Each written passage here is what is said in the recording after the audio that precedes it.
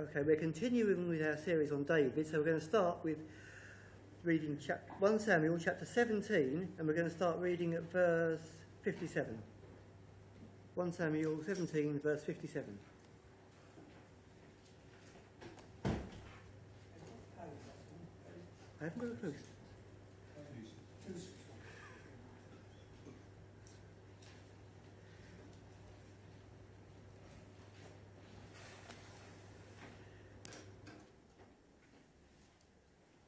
Okay, starting at verse 57. As David returned from the slaughter of the Philistine, Abner took him and brought him before Saul, with the head of the Philistine in his hand. And Saul said to him, "Whose son are you, young man?" So David answered, "I am the son of your servant Jesse the Bethlehemite." Now when he finished speaking to Saul, the soul of Jonathan was knit to the soul of David, and Jonathan loved him as his own soul. Saul took him that day and would not let him go home to his father's house any more. Then Jonathan and David made a covenant, because he loved him as his own soul.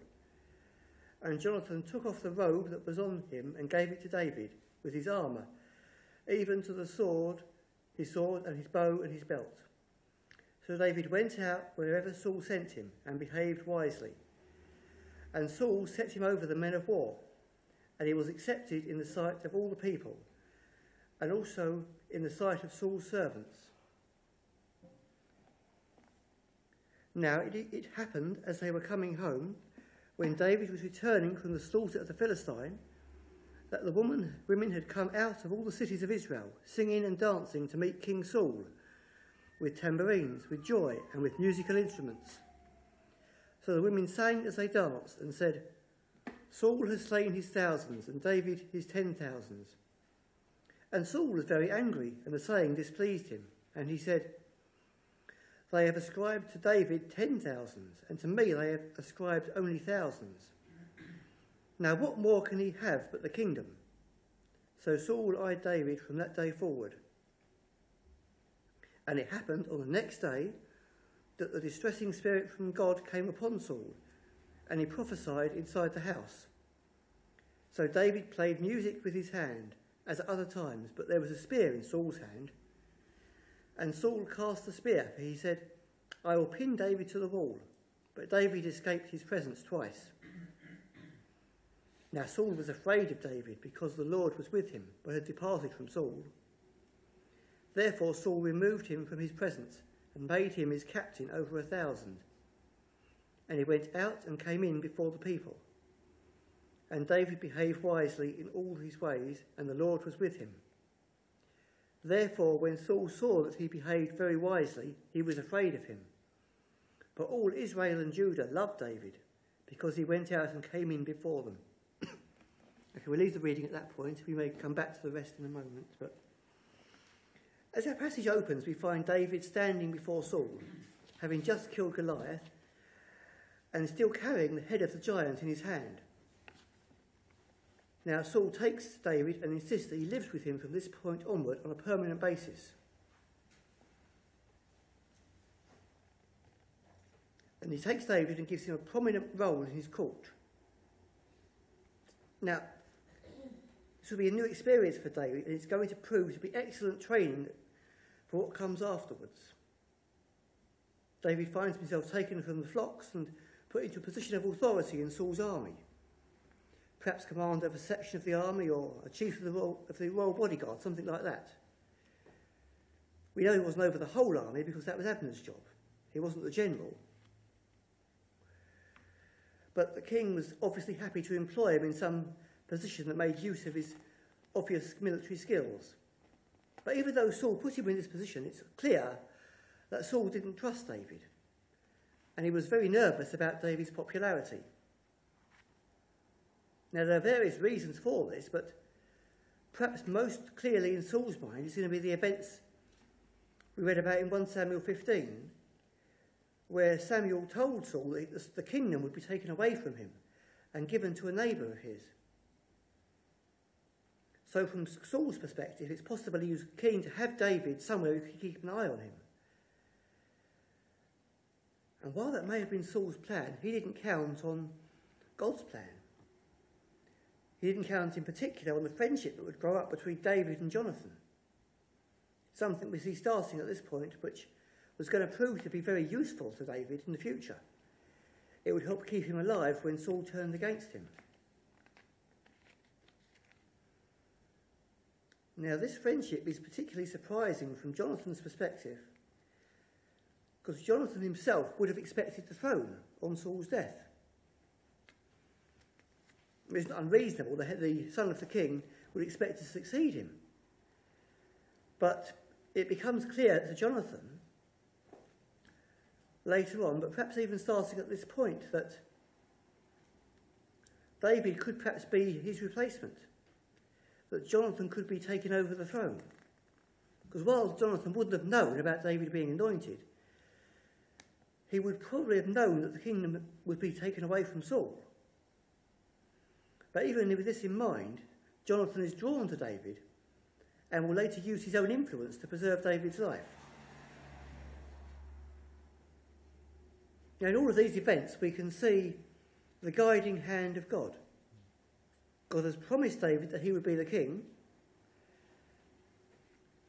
And at the time that David was told this, it would seem like an impossible dream, wouldn't it? Everything would be stacked against David achieving the throne. David was a shepherd boy, a lowly, despised occupation.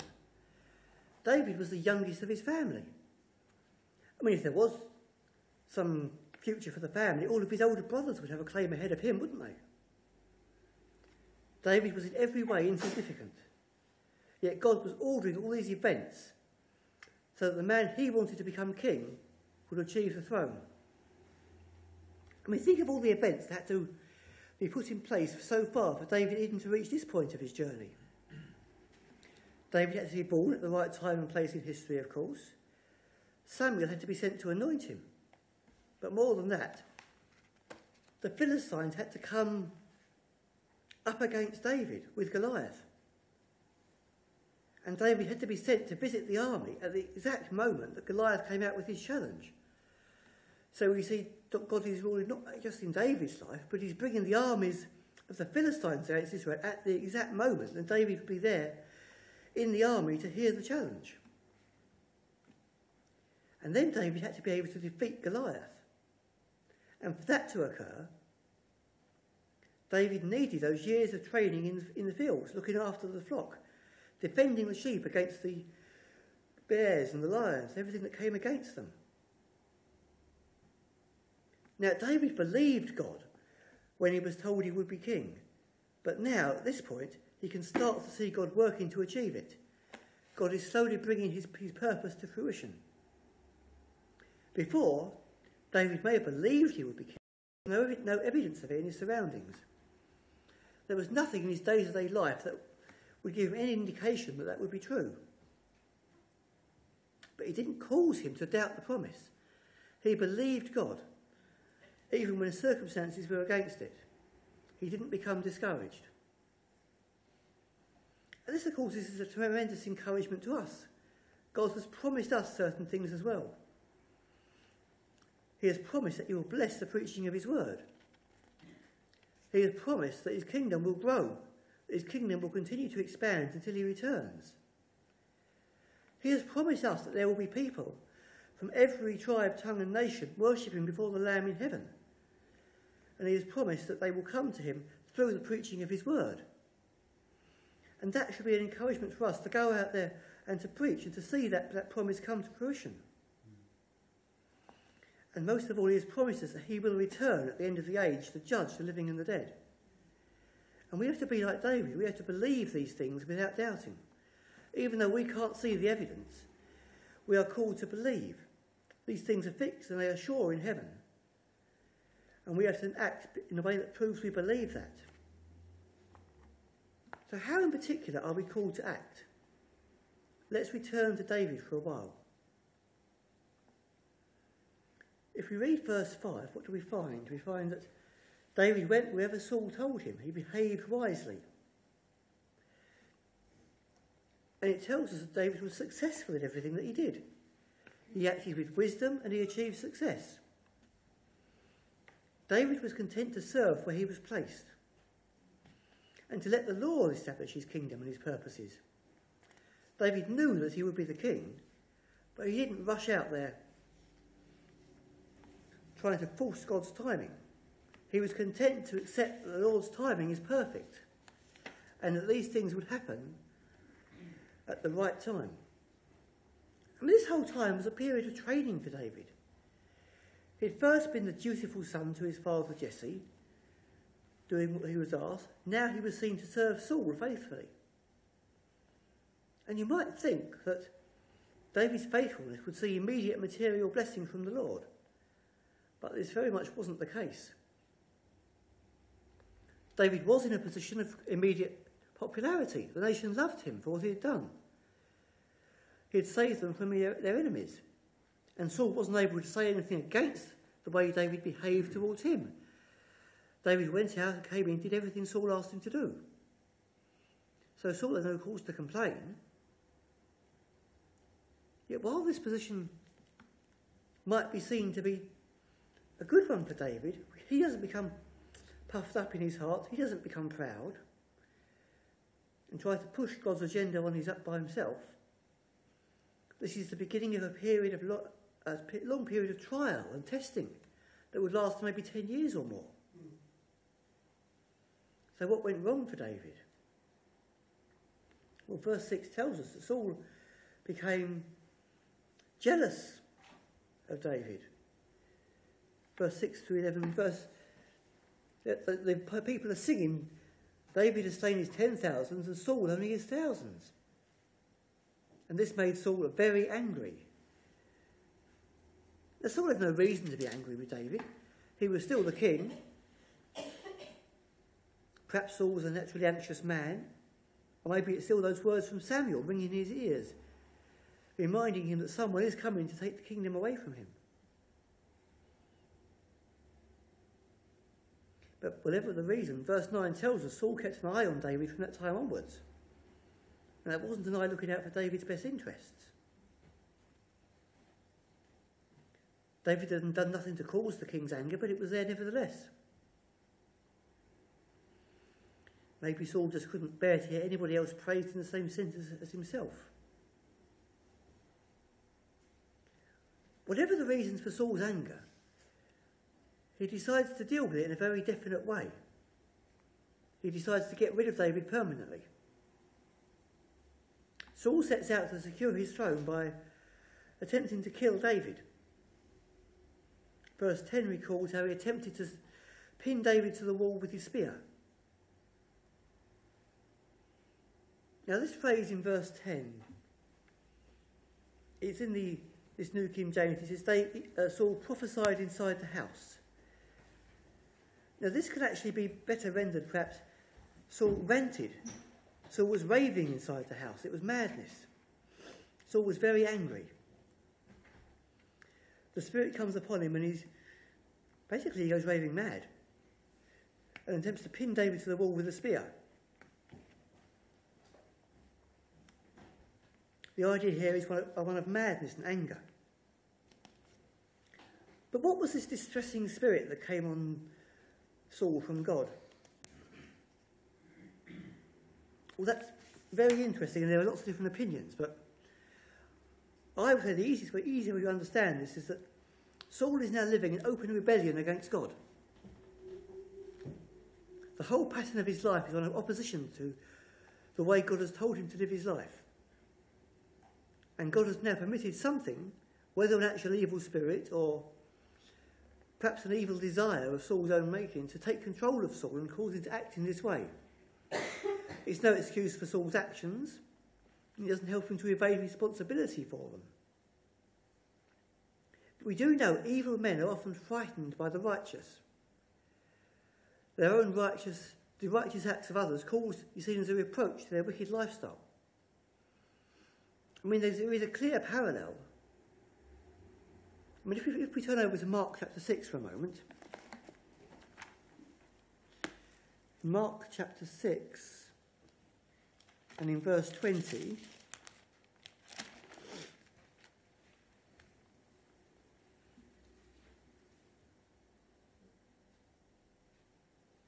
speaking about John the Baptist, it says Herodias held it against him and wanted to kill Saul, John the Baptist, but she couldn't. But Herod feared John, knowing he was a just and holy man, and he protected him. So fear. Herod feared John. Now why is that? Why does these evil people fear the righteous? It's because of they can see them reproving their wickedness. It brings to them their own mind. They know they shouldn't be acting in that way, but it brings the righteous way they should be acting to their mind. Because they're repressing what they know is right. John reproves Herod's wickedness. And now we find David's own righteous actions reproving Saul.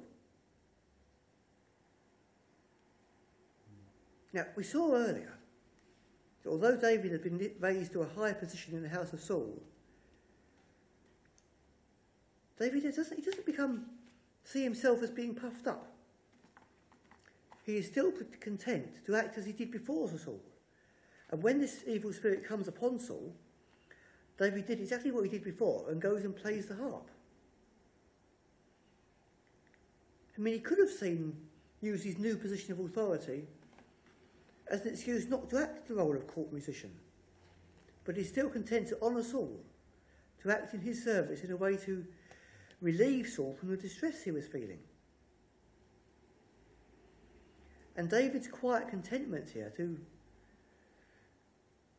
fulfil the role he's given even makes it obvious to Saul that God was very much with David, but God has departed from Saul. I mean, David is content to sit there and just evade the spear that Saul is throwing. He makes no attempt to retaliate against Saul or to use the attack as an excuse to fight back against Saul and establish his own position. And what can this teach us? Well, this certainly, that as God preserved David through these trials, he's more than capable of guiding us through the attacks of those who would seek to hurt us or to prevent the advance of his kingdom. I mean, nothing is going to defeat God's purposes here. God brought these purposes to pass in the life of David, and he will work out his plans and purposes for us today.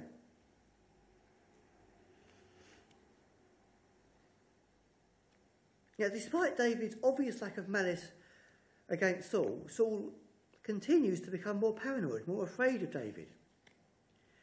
And he decides that since killing him doesn't work, the only way to resolve the situation is to get David out of his sight. I mean, we see if we read again verses 13 to 16. Saul removed David from his presence and made him the captain over 1,000. And David went out and came in before the people. David behaving wisely in all his ways, and the Lord was with him. And when Saul saw that he behaved wisely, he was afraid of him. But all Israel and Judah loved David because he went in and came in before them. So maybe that Saul is planning to get David killed in battle. Maybe he just doesn't want him around the house. But it's clear this move on Saul's part was orchestrated not by Saul, but by God, as the next part of David's training for kinship. I mean, we've seen David brought into the court, learning how the country was run. And what's he doing now? He's going out in and out among the people, building his own popularity, becoming more popular among the people, and making himself the obvious choice to succeed Saul when the time came. But God is still working here. Do you remember back in 1 Samuel 17:25? Now, what did Saul promise to whoever killed Goliath? Well, let's read that for a moment. 1 Samuel 17:25.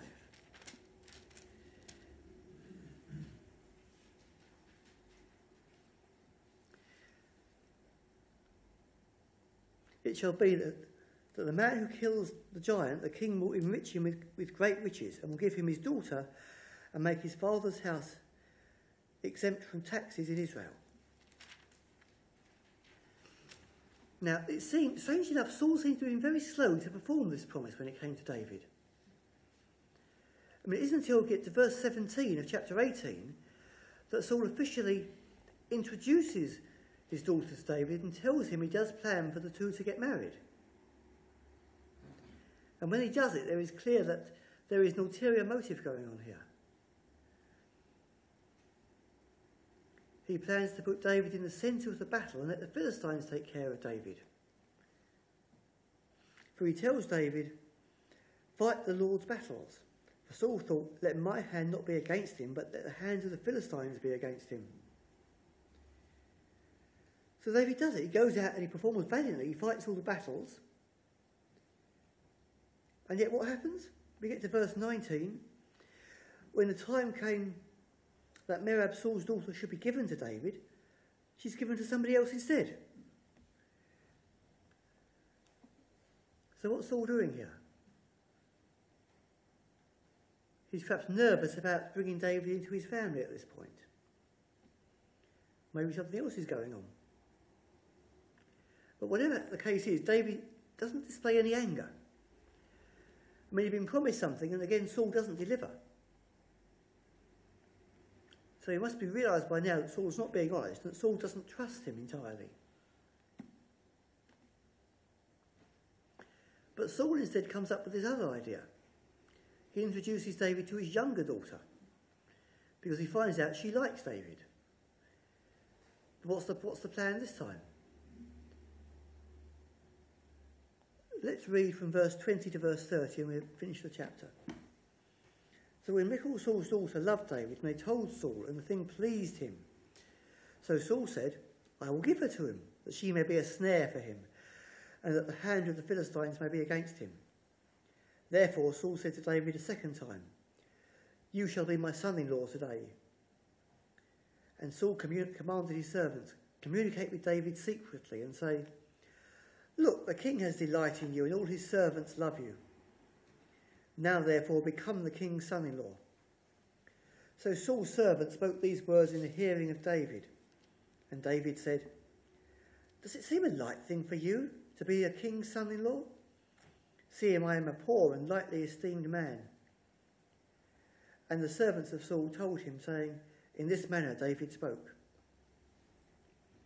Then Saul said, thus you shall say to David, the king does not desire any dowry but 100 foreskins of the Philistines, to take vengeance on the king's enemies. But Saul thought to make David fall by the hand of the Philistines. So when his servants told David these words, it pleased David well to become the king's son-in-law. Now the days had not expired. Therefore David arose and went, and he and his men, and killed 200 of the Philistines. And David brought their foreskins, and they gave him the full count to the king, that he might become the king's son-in-law. Then David gave him Michal his daughter as a wife. Then Saul saw and knew that the Lord was with David, and that Michal, Saul's daughter, loved him. And Saul was still more afraid of David. So Saul became David's enemy continually. Then the princes of the Philistines went out to war. And so it was, whenever they went out, that David behaved more wisely than all the servants of Saul, so that his name became highly esteemed. So Saul sets this dowry of 100 Philistine foreskins. Now, he does this because he expects David to die in the attempt to obtain them. And David isn't stupid here. He knows what Saul is trying to do. I mean, to obtain 100 foreskins requires much more than a quick raid on a Philistine garrison and then run away before the enemy can catch you. David and his men would have to first kill at least 100 men and then retain possession of the battlefield long enough to cut these foreskins off the bodies of the men, which isn't a quick process. So Saul was trying to kill him off, really. I mean, he even made sure that David couldn't cheat here. I mean, he was asking for the one thing David couldn't get from the Israelites. So he knew he had to go out and get the enemies. He wasn't going to sneak up on some unsuspecting Israelites somewhere and cheat. But David here doesn't falter for a moment.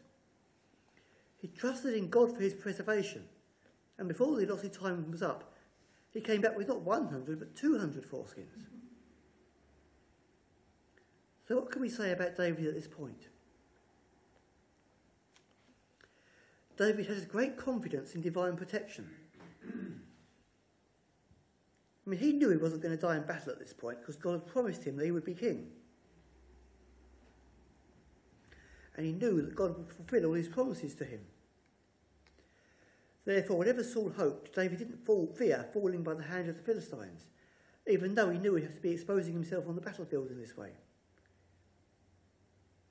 But beyond that, we can say that David had great zeal for the good of his country. I mean, he never missed any opportunity to go out there into battle to serve his king, even though it might cost him his life. And also we know that David had a right understanding of honour. I mean, he wasn't interested in just being popular. He wanted to actually deserve the popularity. He wanted to earn the honour by hard work and effort.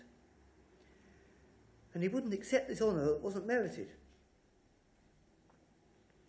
So after all this, Saul wasn't left with much choice. He had to let David marry his daughter.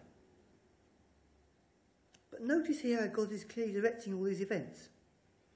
Saul tries repeatedly to kill David, yet David is miraculously preserved on every occasion. Saul tries to keep David out of sight, and now he's brought to David's own family, Saul's own family. All the time we see Saul's grip on the kingdom growing weaker while David's position becomes stronger and stronger. David's righteous actions are being vindicated, while the state of Saul's heart is being more clearly revealed to those around him. And the result here? Saul ended up more afraid of David than he ever was before. So while Saul's animosity towards David continues to grow, we find David's devotion to duty not wavering. We look here in the last verse. What do we find in the last chapter, verse 30? The princes of the Philistines went out to war again. And whenever they went out to war, David behaved more wisely than all the servants of Saul. Now we know from the Levitical law that David would not be required to go out to battle at this point. He'd only just got married. And men don't have to go out to war for the first year after they get married. But David loved his nation and was prepared to dispense with his personal comfort when his services were called on.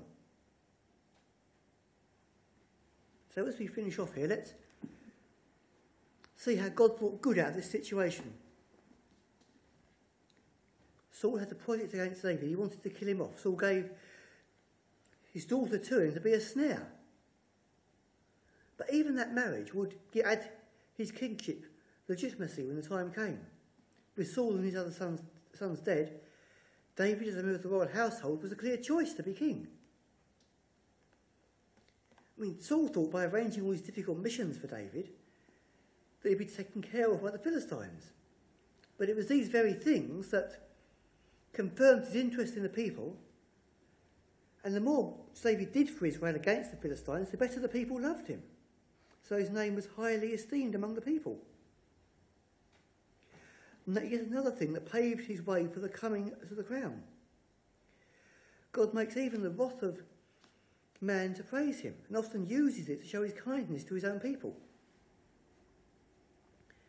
I mean, one thing that struck me this week in the newspapers, I was reading a quote by Amy McCarthy, who owns that bakery in Northern Ireland, and what she on record now is saying, that this experience of people standing against them, of them being taken to court, has been absolutely positive.